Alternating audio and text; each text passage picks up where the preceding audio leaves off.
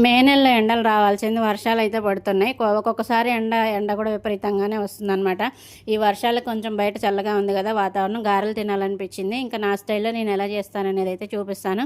దీంట్లో కాంబినేషన్ కారపొడి అయితే చేశానండి. చికెన్ కూడా చేసుకోవచ్చు, అది టైం పడుతుంది అనమాట. కారపొడి అయితే మనకు తొందరగా ఈజీగా అయిపోతుంది. ఎలా చేశాననేది అయితే చూపిస్తాను. ఇంకా మంచిగా ఒక 20 ఎండుమిర్చి అయితే తీసుకున్నాను. ఇంకా దాంట్లోనే పల్లీలు, పచ్చెనపప్పు, మినపప్పు, కొద్దిగా జీలకర్ర వేసుకొని మంచిగా ఫ్రై చేసుకోవాలన్నమాట. ఇంకా అలాగే కరివేపాకు కూడా వేసుకొని వాటితో పాటే ఫ్రై చేసుకోవాలి. ధనియాలు కూడా కొంచెం వేసుకోండి, ఒక అర స్పూన్ వేసుకోండి అనమాట. పల్లీలు ఎక్కువ వేసామనుకోండి అది దాని ఫ్లేవర్ అనేది డామినేట్ అయిపోతుంది, అందుకని కొంచెం తక్కువ వేసుకోండి. ఇప్పుడు నేను చూపించిన విధంగా క్వాంటిటీ అయితే వేసుకోండి, సరిపోతుంది. సో సూపర్ టేస్ట్ వస్తుంది అనమాట. అదంతా కూడా మంచిగా ఫ్రై అయిన తర్వాత అసలు ఆయిల్ అనేది వేయొద్దు, మామూలుగానే కళాయిలో ఫ్రై చేసుకోవాలి. ఇంకా కారపొడికి మనం మిక్సీ జార్లో తీసుకున్నప్పుడు ఒక 4 రెబ్బలు వెల్లుల్లి వేసుకొని కొద్దిగా చింతపండు వేసుకొని మిక్సీ చేసుకుంటే సరిపోతుంది. కారపొడి అయితే పర్ఫెక్ట్గా రెడీ అయిపోతుంది.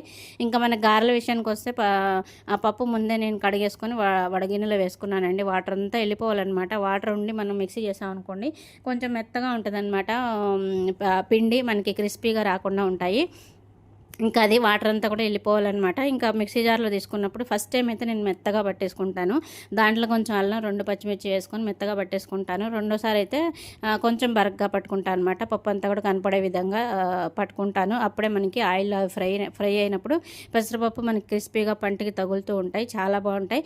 గారెలు అయితే నేను ఇంకా తడిగుడ్డ అట్లా ఏం పెట్టి వేయను, చేత్తోనే వేసేస్తాను. చాలా బాగుంటాయండి. బయట వాతావరణం చల్లగా ఉన్నప్పుడు ఇలా క్రిస్పీగా మనం గారెలు చేసుకొని కారపొడితో సర్వ్ చేసుకుంటాం. మా పిల్లలైతే ఒక్కటి కూడా మిగిల్చకుండా శుభ్రంగా తినేశారనమాట. చాలా చాలా బాగుంటాయి. మనం గారెలు చేసేటప్పుడు ఇదే మన ఫస్ట్ టైం అయితే మెత్తగా పట్టుకోండి, రెండోసారి బరకగా పట్టుకున్నాం అనుకోండి ఆ పప్పు అంతా కూడా కొంచెం మనకి పంటికి తగులుతూ ఉంటుందన్నమాట. నేను పెసరపప్పుతో పాటు పచ్చనిపప్పు కూడా కొంచెం నానబెట్టి గారెలు అయితే చేసేసాను. మేమైతే మంచిగా ఎంజాయ్ చేసాం. మీరు బయట వర్షం పడినప్పుడు ఏం చేస్తారనేది అయితే కామెంట్ చేయండి. అలాగే వీడియో నేస్తే తప్పకుండా లైక్ చేసి సబ్స్క్రైబ్ చేయండి.